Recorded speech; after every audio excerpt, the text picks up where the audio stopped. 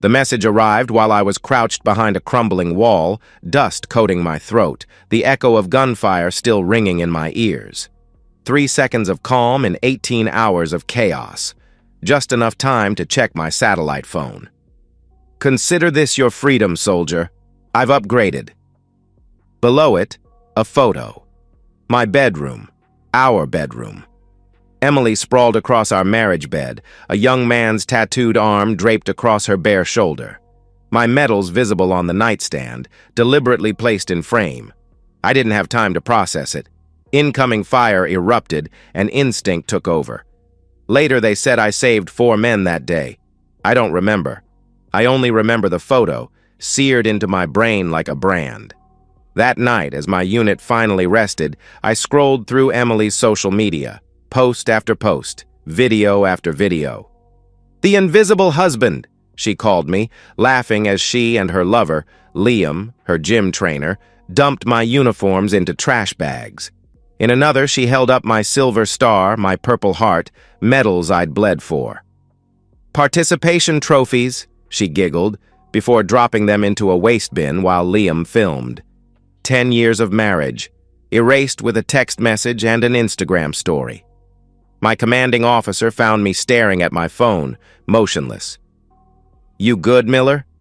I looked up, my face a mask of calm I didn't feel. "Yes, sir. Just received some intelligence from home."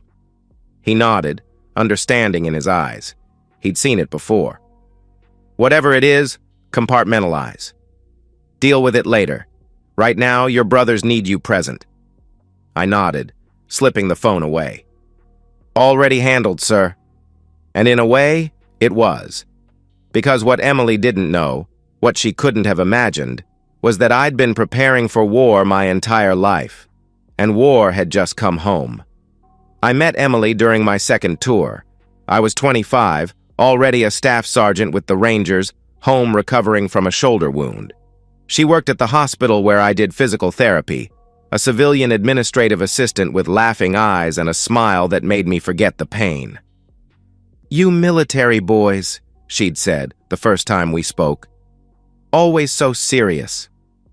"Ma'am, when you've seen what I've seen, serious becomes your default setting." She'd leaned in, her perfume like a promise. "Then maybe you need someone to help you find a new setting." 6 months later, we were married. Small ceremony, just family and close friends. My battle buddies stood beside me, and Emily glowed in a simple white dress that still haunts my dreams. "I'll always be your safe harbor," she'd whispered during our vows. "Your home will always be with me." I believed her. God help me. I believed her with every fiber of my being. For 8 years, we built a life. I rose through the ranks, deployed and returned, each homecoming sweeter than the last. We bought a house in Colorado Springs, 4 bedrooms, anticipating children that never came. Emily said she wasn't ready. I respected her choice, never pushed. When I was selected for a special operations unit, the deployments became longer, the missions classified. Emily said she understood. "I'm proud of you," she'd say, kissing me goodbye. "I'll be right here waiting." Before my last deployment, 12 months, deep cover operations, I made sure everything was in order, updated our wills, secured our finances, signed trust documents. My sister Catherine, a corporate attorney, helped with the paperwork.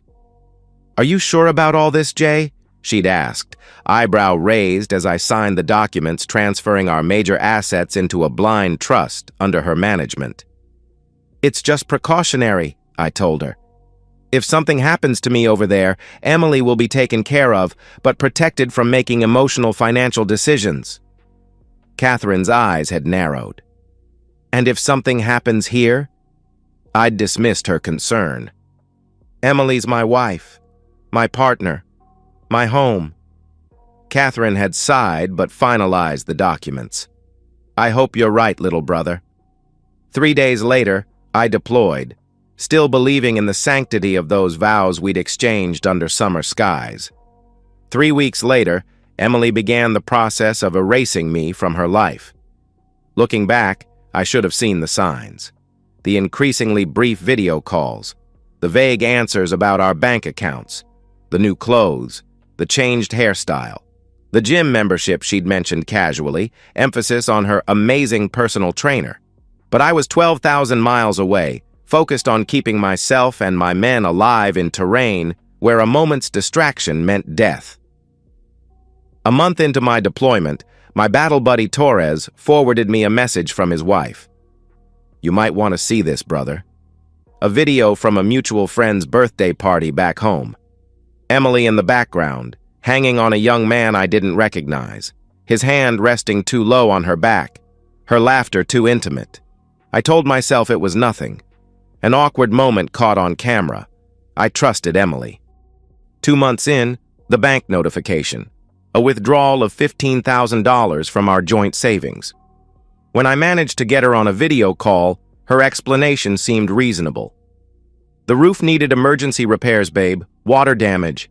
I didn't want to worry you." I believed her, even when her eyes didn't quite meet mine. Even when she changed the subject to her new fitness routine, courtesy of her trainer Liam. 3 months in, the midnight call from Catherine. "Jay, Emily asked me about the house deed yesterday. Wanted to know if she could refinance." "What did you tell her?" "Nothing yet. But Jay, something doesn't feel right." I dismissed it. She's probably just looking at options. Maybe planning a surprise for when I get back. 4 months in, I couldn't ignore it anymore. The Instagram posts she didn't realize I could see. The credit card statements showing dinners for 2 at restaurants we'd reserved for our special occasions. Hotel charges in cities where she had girls' weekends. I reached out to Mark Reeves, an old Army buddy who'd become a private investigator. Asked him to keep an eye on things. His first report arrived with photos that turned my stomach.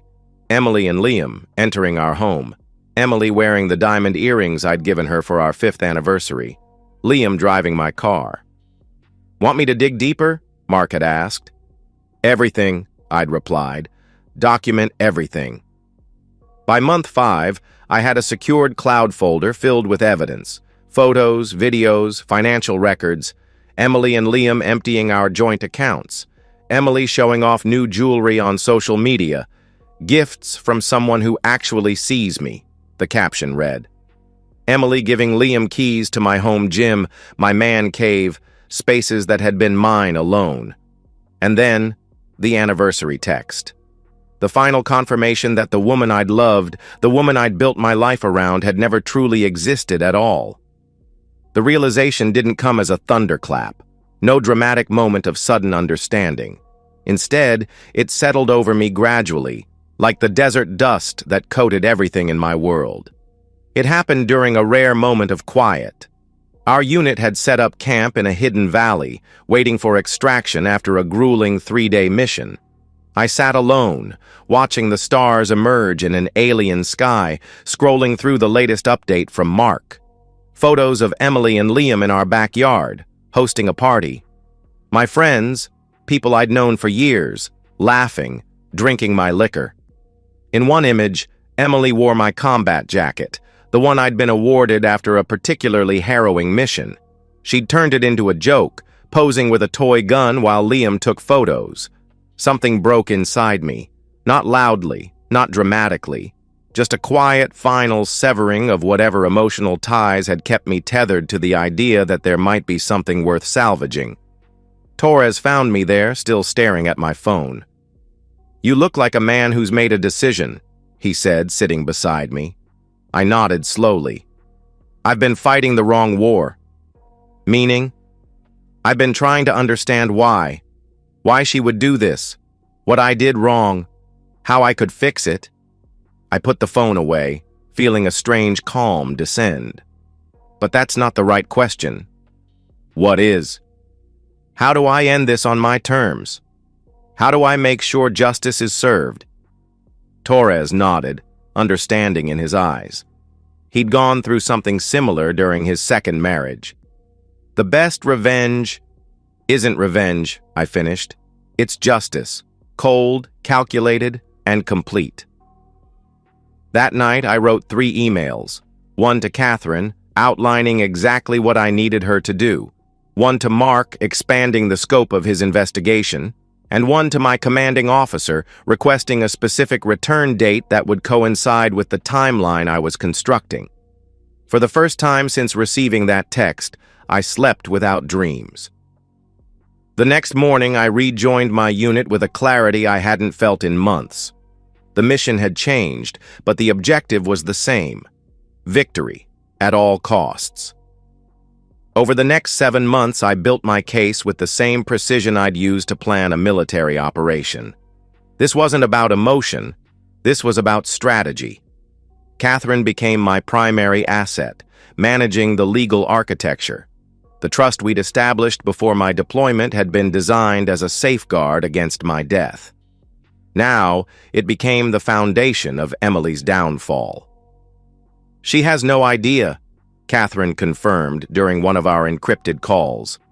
"She thinks she's living off your military pay and the joint accounts. She doesn't realize the house, the cars, everything of value. It's all in the trust now." Mark continued his surveillance, building a comprehensive record of Emily's betrayal, financial malfeasance, property damage, defamation, each offense meticulously documented and time-stamped. "She's planning something big," he reported in month 9, "talking about a destination wedding, Bali or Fiji. She's meeting with travel agents, looking at venues online." "Let her plan," I replied. "Let her dream." Meanwhile, I cultivated relationships with key personnel at the local media outlets. Anonymous tips about the wife who mocked her deployed husband. Hints about a scandal brewing. Building interest without revealing my hand. In month 10, Emily made her move. "She's trying to refinance the house," Catherine reported. "Wants to pull $200,000 in equity. Told the bank it's for home improvements, but I've seen the travel bookings." "Let her get to the final paperwork," I instructed. "Let her think it's a done deal." The timing had to be perfect. I arranged my return stateside to coincide with the closing date she'd set for the refinance. No welcome home celebration, no advance notice. Just the cold precision of justice served at the moment of her greatest confidence. 2 days before my scheduled return, I had Mark contact the local news station. An anonymous tip about a developing human interest story. A decorated soldier returning home to shocking betrayal. The producer bit immediately. "We'll have a crew on standby," Mark confirmed. "Just give the word." The final piece fell into place when Liam's past surfaced in Mark's investigation. A history of targeting wealthy women. 2 previous relationships with married women, both ending once their assets were liquidated. "He's a professional," Mark explained. "Finds vulnerable women, isolates them, then bleeds them dry." "Does Emily know?" "Not yet. But I've made sure the information is ready to be delivered at the right moment." Everything was in place. The legal documents, the media coverage, the incontrovertible evidence. All waiting for the moment I stepped back onto American soil. On the flight home, I felt nothing but a calm certainty. This wasn't about hatred. It wasn't even about hurt anymore.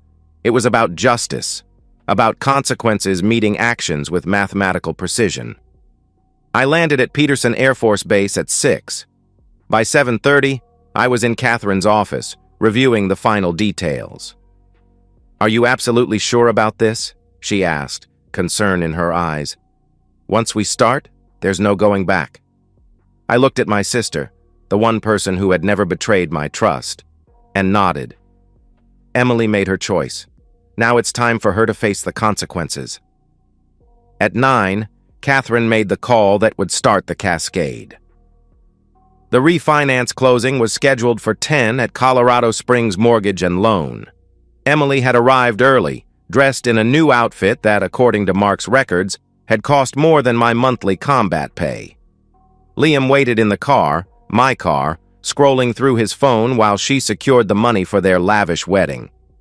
I watched from Mark's surveillance vehicle across the street, not out of emotion, but to ensure the operation proceeded as planned. At precisely 9:55, the sheriff's department arrived, Two cruisers, lights flashing. A news van pulled up 30 seconds later, right on schedule. Through Mark's directional microphone, I could hear the confusion in the loan officer's voice. "Ms. Miller, there seems to be some confusion. According to our records, you don't own this property." Emily's laugh, dismissive. "That's ridiculous. I'm Emily Miller. The house is in the Miller name." "Yes, ma'am, but according to county records, the property is owned by the Miller Family Trust, administered by Catherine Miller. You are not an authorized agent of the trust." The first crack in her confidence, visible even from across the street. "That's impossible. My husband—" "Is this your husband, ma'am?" The loan officer turned his computer screen, showing my military ID photo. "Yes, but—" "Ma'am, we've received notice from the trust administrator. You are not authorized to encumber or refinance this property. Furthermore, I'm required to inform you that the sheriff's department is here with an eviction notice." The color drained from Emily's face as the sheriff entered, documents in hand. "Emily Miller? I'm serving you with notice of immediate eviction from 1478 Mountain View Drive, as ordered by Judge Harlow of the County Circuit Court." The cameras captured every moment. Her shock, her confusion, the slow dawning of realization as her carefully constructed world began to collapse. She stumbled outside, looking for Liam. But he was already pulling away in my car, the trust's car, having seen the sheriff and news crew arrive. The reporter approached, microphone extended. "Mrs. Miller, is it true that you attempted to refinance your deployed husband's home to fund a wedding with your lover?" Emily's face, once so composed, crumpled in real time for all of Colorado Springs to see. "This is a mistake," she stammered. "My husband, Jason, wouldn't—" But I would. I had. The second phase began at 11. As Emily stood shell-shocked on the sidewalk, Catherine arrived with the second set of documents. "Emily," she said, her voice professionally detached, "as administrator of the Miller Family Trust, I'm required to inform you that all joint credit accounts have been frozen pending investigation of unauthorized expenditures. Additionally, the vehicles registered to the trust have been reported stolen and are being recovered by law enforcement." As if on cue, a police cruiser pulled alongside my SUV, the one Liam had just abandoned at a gas station 2 miles away. "This can't be happening," Emily whispered, her carefully applied makeup streaking down her face. "Jason is deployed, he can't—" "Staff Sergeant Miller returned from deployment this morning," Catherine stated, loud enough for the cameras to catch. "He has signed all necessary documents in person." The reporter's eyes widened at this new angle. "The husband is back?" "Where is he now?" Catherine maintained perfect composure. "Staff Sergeant Miller is a decorated combat veteran who has served his country with honor. He will make a statement when he's ready." By noon, the local news was running the story hourly. By evening, it had been picked up by national outlets.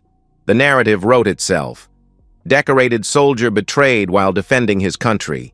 Wife and lover attempt to steal his home. Justice served upon his return. Emily's social media accounts, once filled with her celebrations of her new life, exploded with condemnation. The very photos and videos she'd posted mocking me were reshared thousands of times, now with a very different context. Phase 3 began the following morning. Liam, realizing the money train had derailed, sent Emily a text ending their relationship. Mark had ensured a copy was forwarded to my secure server within minutes. "This is too much drama. I'm out. Don't contact me again." By afternoon, Emily had been reduced to calling friends for a place to stay. The same friends who had partied in my home, who had witnessed her betrayal and said nothing. One by one, they declined. "No one wants to be associated with what you did," one former friend texted. "It's all over the news. My husband's in the National Guard. How would it look?" By evening, Emily was checked into a budget motel, using the last of her personal credit card's available balance. The card linked to our joint account had already been deactivated. The final phase would come the following week, in divorce court. But first, I had one more operation to execute. I could have avoided her entirely, could have let the legal system and public opinion finish what I'd started. But something in me needed closure, needed to look in her eyes one last time. I chose the motel parking lot, neutral territory. Mark had confirmed she was inside, had been there for 3 days, leaving only for her shift at a local diner, the only place that would hire her after the news stories broke. I parked my rental car and waited. At 16:45, she emerged, dressed in the black pants and polo shirt of her new employer. The contrast to the designer clothes she'd flaunted just days earlier couldn't have been more stark. She saw me immediately, froze in place, key card half raised toward her room door. "Jason." I stepped out of the car, not in uniform, just jeans and a t-shirt. Nothing ceremonial about this. "Emily." She took a step toward me, then stopped, uncertainty in every line of her body. You're back." "I am." Was this all you? The house, the accounts, the news crews?" I met her gaze steadily. "Actions have consequences." Her eyes filled with tears. Whether genuine or another performance, I couldn't tell. Didn't care to analyze. "Jason, please. I made a mistake. A terrible mistake. But we can fix this. We can—" "There is no we, Emily. Not anymore." She took another step forward, reaching out. "I still love you. What happened with Liam, it was just physical. It didn't mean anything." I didn't back away, didn't flinch. Just looked at her with the same detachment I'd feel observing a stranger. "It meant something to me," I said quietly. "It meant the end." "Please," she whispered, closing the distance between us. "I have nothing. Nowhere to go. That was your choice." She tried to touch my arm. I stepped back, maintaining the distance. "The divorce hearing is Monday at 9. My lawyer will present a settlement offer that allows you to keep your personal possessions and provides a one-time payment of $5,000 to secure new accommodations." "5,000? Her voice rose, indignation momentarily overcoming her calculated contrition. "After 10 years? After what you did while I was deployed?" "Yes." Her tears came faster now, voice breaking. "What am I supposed to do? Where am I supposed to go?" I looked at her, really looked at her, and felt nothing but a distant pity. "That's not my concern anymore."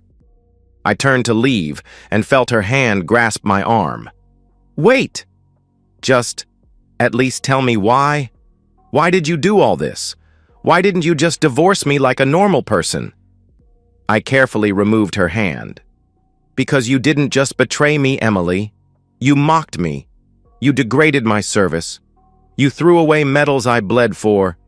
You invited others to laugh at my absence while I was fighting for my country." I took a step back. "So yes, I could have just divorced you, but you deserve to experience the same public humiliation you so happily inflicted." She stared at me, mascara streaking down her face.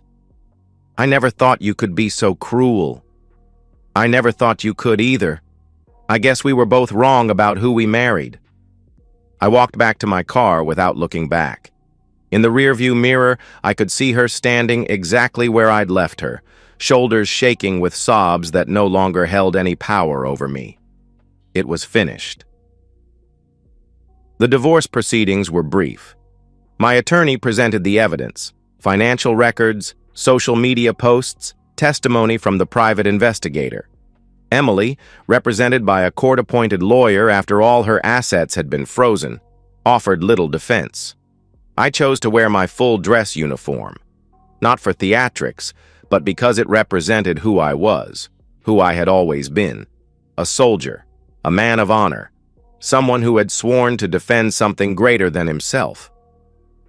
Emily appeared in clothes borrowed from a cousin, the only family member who hadn't completely abandoned her. She looked small, diminished. The confident, laughing woman who had sent that cruel text message was nowhere to be seen.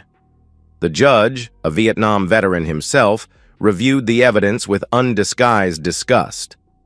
The court finds overwhelming evidence of financial malfeasance, emotional cruelty, and breach of marital contract, he stated. The proposed settlement from Staff Sergeant Miller is, frankly, more generous than this court would have ordered under the circumstances. When asked if she accepted the terms, Emily's voice was barely audible. "Yes, Your Honor." Throughout the proceeding, I never once looked at her, never acknowledged her presence. She was a stranger now, someone I had once known but no longer recognized. As the judge finalized the divorce, granting me full restoration of all assets and the symbolic $5,000 payment to Emily, I felt no triumph, no vindication, just a quiet finality, like closing the cover on a book I would never open again. Outside the courthouse, reporters waited. Emily emerged first, immediately surrounded by cameras and microphones. I exited through a side door, avoiding the circus, but not before hearing her first broken sob as the reality of her new life fully descended. Catherine met me at my car. "It's done," she said, handing me the final paperwork. "The trust will transfer everything back to your name by the end of the week." "Thank you." I hugged my sister, the one constant through the entire ordeal. "For everything? What will you do now?" I looked past her, toward the mountains that had once represented home. "Transfer to Fort Benning. Fresh start." "And Emily?" I shrugged. "Not my concern anymore." As I drove away, I caught one last glimpse of her in my rearview mirror, surrounded by cameras, mascara streaming down her face, calling my name as I disappeared from her life as completely as she had tried to erase me from hers. 3 years later, I sat on the deck of my new home in Georgia, watching the sunset with a quiet contentment I hadn't felt in years. Mark's final report had arrived that morning. Emily Miller, now working as a waitress in a highway diner outside Denver, living in a shared apartment with 2 other women, drowning in debt from the lawyer she'd hired to try to contest the divorce after the fact. Her social media presence had dwindled to almost nothing. The few recent photos showed a woman aged beyond her years, the sparkle gone from her eyes, replaced by a wariness that comes from hard lessons learned too late. Liam had moved on to another target, a divorced real estate agent with a healthy portfolio. But his methods had been exposed during Emily's public downfall. His new relationship had ended quickly when his girlfriend's brother recognized him from the news stories. As for me, I had found my peace, not in the destruction I'd engineered, but in the justice of it, in the knowledge that betrayal had met its consequence, that honor, in the end, had prevailed. I closed the report and deleted Mark's email, the last thread connecting me to that chapter of my life, severed with a single keystroke. Inside, dinner waited. A quiet evening ahead with a book I'd been meaning to finish. Tomorrow, I would return to base, continue training the next generation of soldiers, men and women who understood concepts like loyalty, honor, commitment. The concepts that had saved me in the end.